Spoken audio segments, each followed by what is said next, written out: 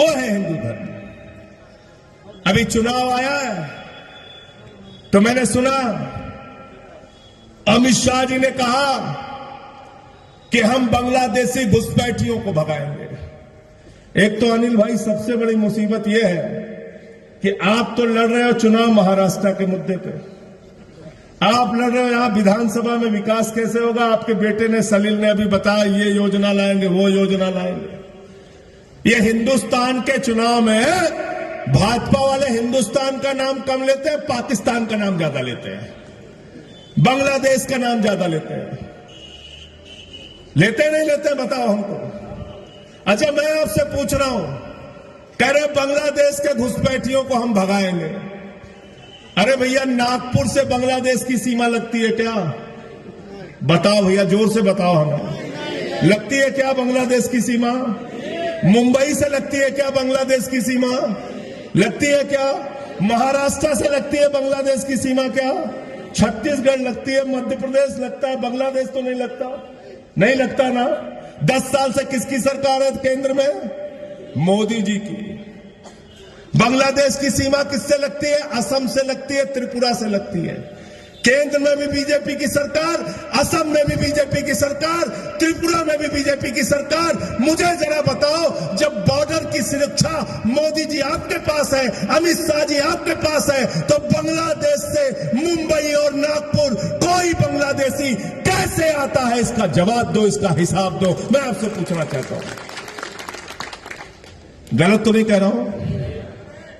और कह रहे बांग्लादेशी घुसपैठियों को भगाएंगे। तो मैंने कहा 10 साल से यहां पे ओबामा की सरकार थी कि ट्रंप की सरकार थी? 10 साल से किसने रोका था तुमको? क्यों नहीं भगाया बांग्लादेशी घुसपैठियों को? चुनाव में तुमको बांग्लादेशी घुसपैठिया याद आता है। अब मोदी जी जब बांग्लादेश के 50 साल पूरे हो जाते हैं, शेख हसीना जी उनको बुलाती हैं, शरद पवार जी को नहीं बुलाती, उद्धव ठाकरे जी को नहीं बुलाती, अरविंद केजरीवाल को भी नहीं बुलाती। वो बुलाती हैं नरेंद्र मोदी जी को। नरेंद्र मोदी जी वहां जाते हैं तो कहते हैं मैंने बांग्लादेश की आजादी में जेल काटी है। कहते हैं नहीं कहते हैं? बताओ, झूठ मत बोलिए, सही सही बताइए। आप तो मोदी जी नहीं है, आप बताइए बोला था कि नहीं बोला था? मोदी जी ने बोला था मैं बांग्लादेश की आजादी का योद्धा हूं और मैंने बांग्लादेश की आजादी के लिए जेल काटी है। बताओ। तो ये अमित शाह जब आके कल यहां पे बोलेगा तो उससे कहना भाई तुम्हारा जो नरेंद्र मोदी हो तो बांग्लादेश का स्वतंत्रता संग्राम सेनानी है और तुम कह रहे हम बांग्लादेशियों को भगाएंगे। तो दोनों की बात नहीं होती क्या? आपस में बात नहीं होती क्या? और 10 साल में 10 बांग्लादेशी घुसपैठिया देवेंद्र फडणवीस बता दे या शिंदे बता दे या अमित शाह बता दे या नरेंद्र मोदी बता दे कि 10 बांग्लादेशियों को उन्होंने हिंदुस्तान से बांग्लादेश भगाया है, पूछ के बता देना। राष्ट्रवाद की बात करते हैं लोग।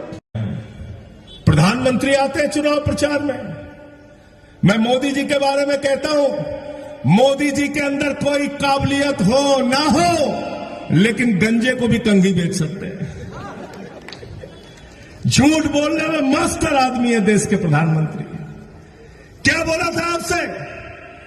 बोले भाइयों और बहनों वोट दे दो, 2 करोड़ नौकरी नौजवानों को हर साल देंगे। मिल गई 2 करोड़ नौकरी आपको? 20 करोड़ नौकरी मिल गई क्या 10 साल में?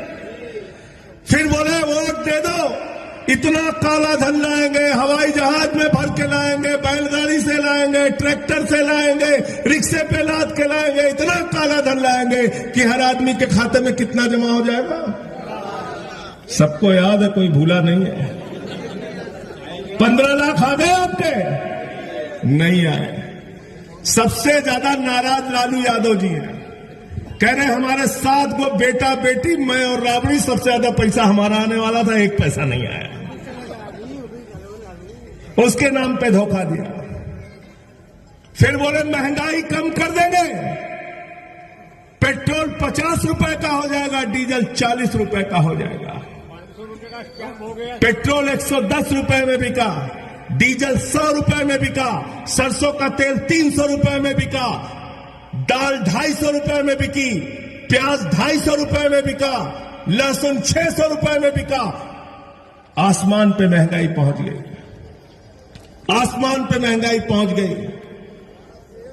जब देश की वित्त मंत्री से पत्रकारों ने पूछा, अरे टमाटर के दाम महंगे हो गए, प्याज 300 रुपए किलो हो गई, तो वित्त मंत्री ने कहा मैं प्याज नहीं खाती, प्याज नहीं खाती। मैं आप लोगों से कहने के लिए आया हूं, इस बार जब आपसे बीजेपी वाले वोट मांगने के लिए आए तो तुम कह देना हम वोट नहीं देते। गलत तो नहीं कह रहा हूं? कहना नहीं कहना है। ये भारतीय जनता पार्टी नहीं है, भारतीय झूठा पार्टी है, झूठ बोलने वालों की पार्टी है।